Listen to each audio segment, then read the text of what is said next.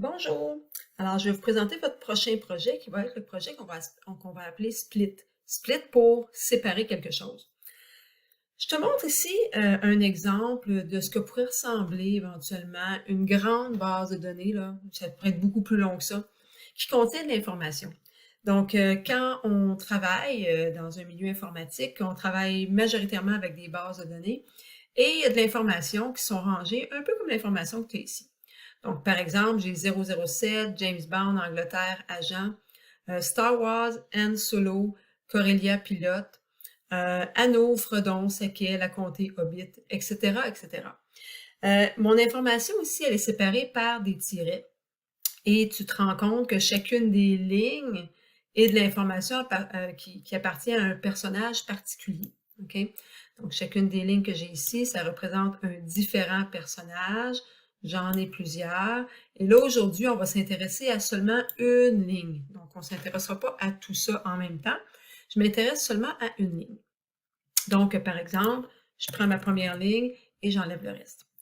Mais dans cette ligne-là, ça se peut que moi, je veux retrouver une information particulière. Donc, je voudrais avoir que le prénom, que le nom de famille ou le lieu de naissance ou encore son métier. Donc, à ce moment-là, ça serait intéressant d'être capable d'aller retrouver l'information que j'ai besoin. Et pour ça, ben, je pourrais aller séparer, si on veut, donc d'où le mot split.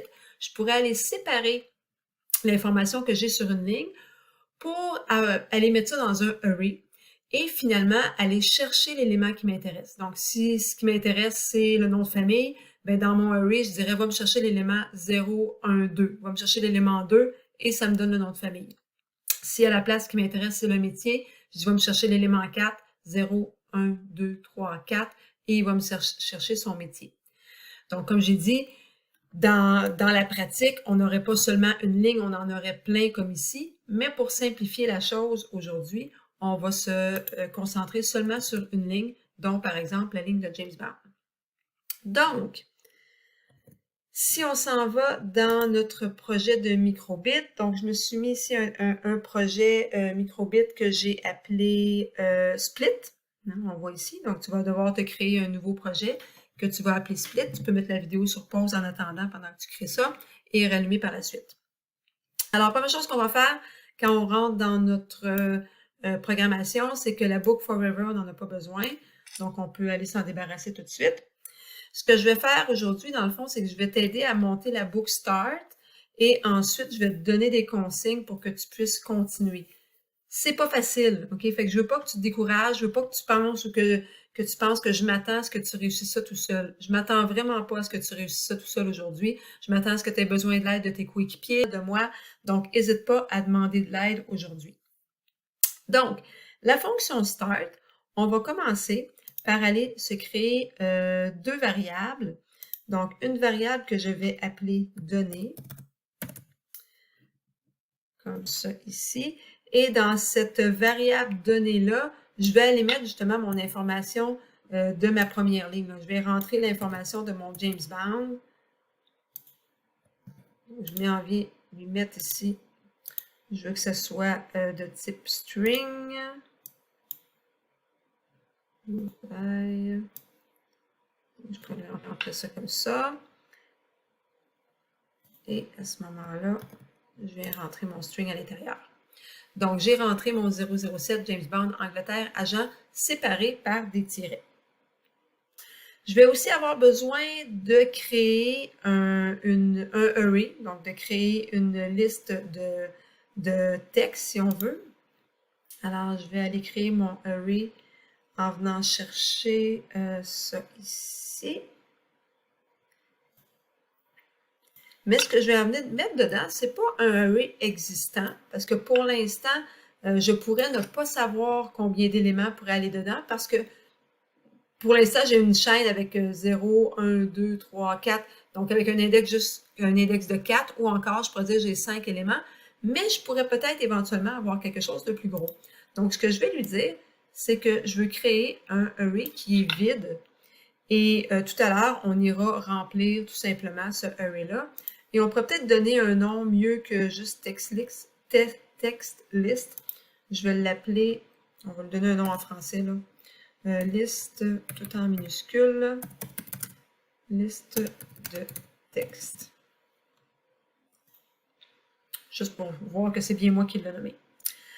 Alors, j'ai une phrase que je pourrais dire, donc une chaîne de caractères séparée par des tirets. Je me suis créé un array qui est vide. Éventuellement, je vais vouloir, je sais pas si je peux dire ça, populationner, ou en tout cas, je vais vouloir mettre mon information dans mon array. Donc, j'aimerais ça que le 007 soit dans l'index 0, que mon James soit dans l'index 1, que Bound se retrouve dans l'index 2, Angleterre dans le 3 et Agent dans le 4.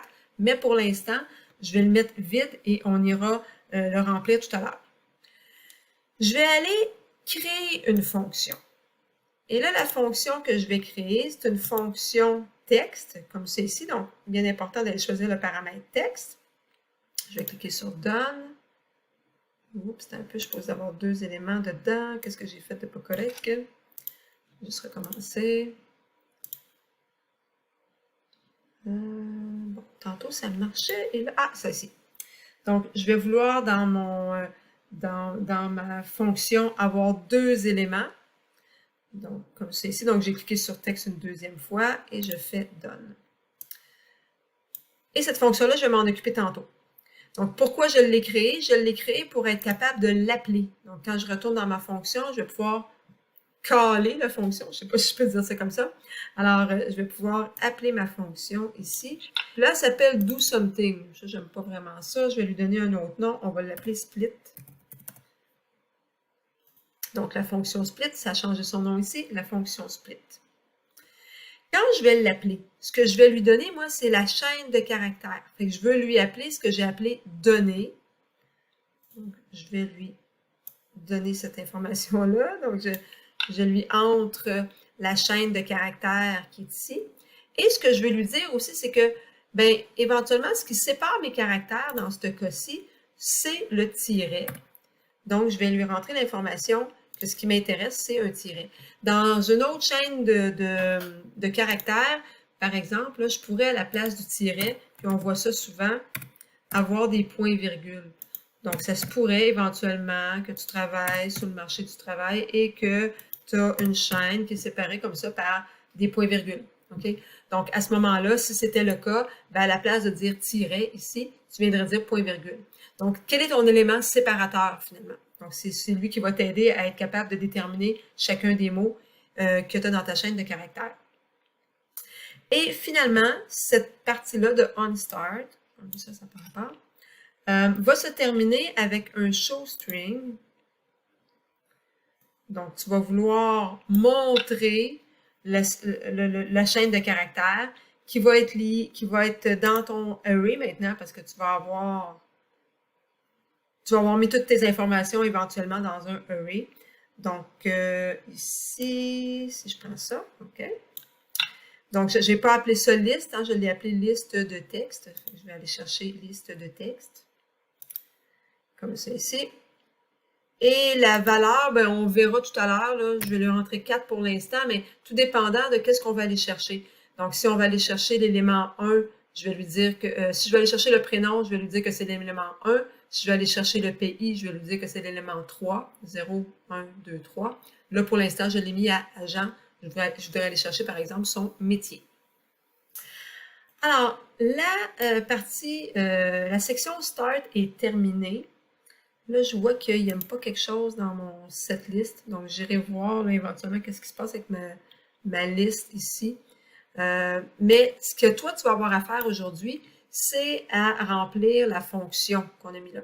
On rappelle qu'une fonction, c'est quelque chose qu'on appelle et que ton projet, ton programme va aller effectuer une tâche dans cette fonction-là et va ramener de l'information. Donc, ici, dans ton split, on dit, par exemple, que la première partie, texte, donc, ce qu'on va avoir mis dans texte, on va vouloir lui envoyer, excusez, je commence à manquer de voix, on va vouloir lui envoyer les données, c'est ce qu'on a marqué ici. Donc, quand les données sont rendues ici, ils vont s'appeler texte pour l'instant, et on lui envoie le tiret. Donc, texte 2, c'est le tiret qui est là. Donc, je répète, dans texte, tu vas avoir tes données qui sont ici.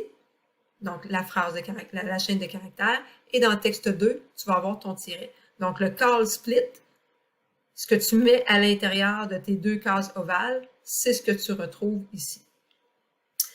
Maintenant, ce que je vais vouloir que tu fasses, je me suis fait ici une liste des choses à faire. Je vais la mettre aussi sur Classroom. Donc, j'essaie de t'écrire en mots. C'est vraiment pas évident. Qu'est-ce que tu dois faire dans ta fonction? Donc, je te dis que tu vas avoir à te créer deux variables. Une variable qui est une variable texte et une variable qui est une variable nombre. Donc, tu vas mettre des chiffres à l'intérieur. Tu vas avoir à utiliser, donc c'est ce que je te dis ici dans l'info, là, info c'est du texte, longueur c'est un chiffre. Tu vas avoir à créer une boucle for. Donc la boucle for se trouve ici, boucle for index from 0 to quelque chose. Et tu vas avoir à utiliser aussi un petit peu plus loin la logique du if-else qu'on retrouve ici. Donc, je vous laisse aller avec ça. Comme j'ai dit, je ne m'attends pas à ce que tu sois capable de faire tout seul. Ça demande vraiment un travail d'équipe. Je pense qu'à plusieurs, on peut y arriver. Et sinon, n'hésite pas à nous poser des questions.